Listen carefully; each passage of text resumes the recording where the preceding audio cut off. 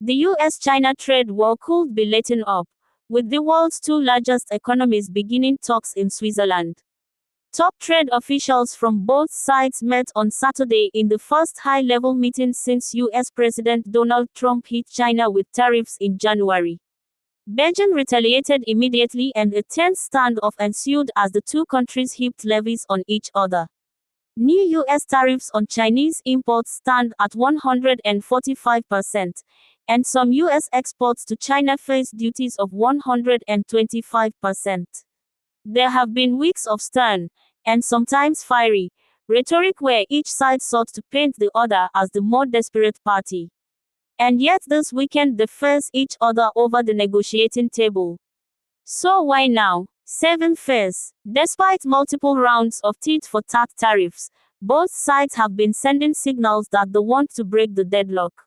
Except it wasn't clear who would blink first. Neither side wants to appear to be backing down, said Stephen Olsen, senior visiting fellow at Singapore's ISEAS Yusof Ishak Institute and a former U.S. trade negotiator. The talks are taking place now because both countries have judged that they can't move forward without appearing to have caved into the other side. Still, China's foreign ministry spokesperson Lin Jian emphasized on Wednesday that the talks are being held at the request of the U.S. And the Commerce Ministry framed it as a favor to Washington, saying it was answering the calls of U.S. businesses and consumers. The Trump administration, however, claims it's Chinese officials who want to do business very much because their economy is collapsing. They said we initiated. Well, I think they ought to go back and study their files, Trump said at the White House on Wednesday. But as the talks drew closer, the president struck a more diplomatic note. We can all play games. Who made the first call? Who didn't make the? It doesn't matter, he told reporters on Thursday. It only matters what happens in that room. The timing is also key for Beijing because it's during Xi's visit to Moscow. He was a guest of honor on Friday at Moscow's Victory Day parade to commemorate the 80th anniversary of the World War II victory over Nazi Germany. Xi stood alongside leaders from across the global south, a reminder to Trump's administration that China not only has other options for trade, but it is also presenting itself as an alternative global leader. This allows Beijing to project strength even as it heads to the negotiating table.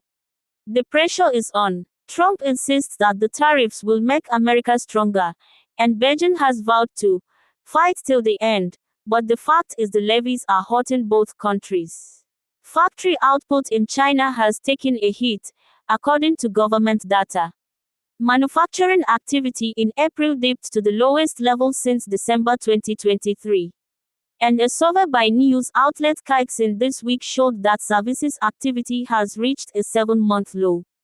The BBC found that Chinese exporters have been reeling from the steep tariffs, with stock piling up in warehouses, even as they strike a defiant note and look for markets beyond the US.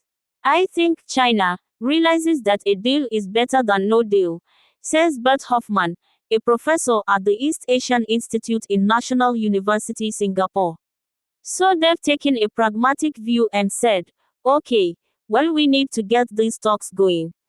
And so with the major May Day holiday in China over, officials in Beijing have decided the time is right to talk. On the other side, the uncertainty caused by tariffs led to the U.S. economy contracting for the first time in 3 years. And industries that have long depended on Chinese-made goods are especially worried. A Los Angeles toy company owner told the BBC that they were looking at the total implosion of the supply chain. Trump himself has acknowledged that U.S. consumers will feel the sting. American children may have $2 instead of $30, he said at a cabinet meeting this month, and maybe the $2 will cost a couple bucks more than they would normally. Trump's approval ratings have also slid over fears of inflation and a possible recession, with more than 60% of Americans saying he was focusing too much on tariffs. Both countries are feeling pressure to provide a bit of reassurance to increasingly nervous markets, businesses, and domestic constituencies, Mr. Olsen says. A couple of days of meetings in Geneva will serve that purpose. What happens next? While the talks have been met with optimism, a deal may take a while to materialize. The talks will mostly be about touching base, Mr. Hoffman said, adding that this could look like an exchange of positions, and, if things go well, an agenda will be set for future talks. The negotiations on the whole are expected to take months, much like what happened during Trump's first term.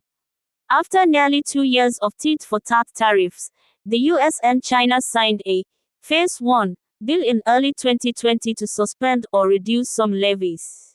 Even then, it did not include thornier issues, such as Chinese government subsidies for key industries or a timeline for scrapping the remaining tariffs.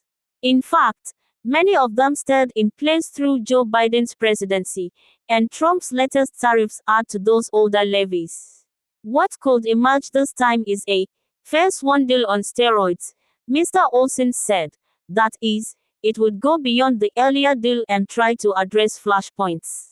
There are many, from the illegal fentanyl trade, which Washington wants China to crack down harder onto Beijing's relationship with Moscow. But all of that is far down the line, experts warn. The systemic frictions that bedevil the US-China trade relationship will not be solved anytime soon, Mr. Olsen adds. Geneva will only produce anodyne statements about frank dialogues and the desire to keep talking. Don't miss out on crucial information. Subscribe to our channel for your daily dose of verified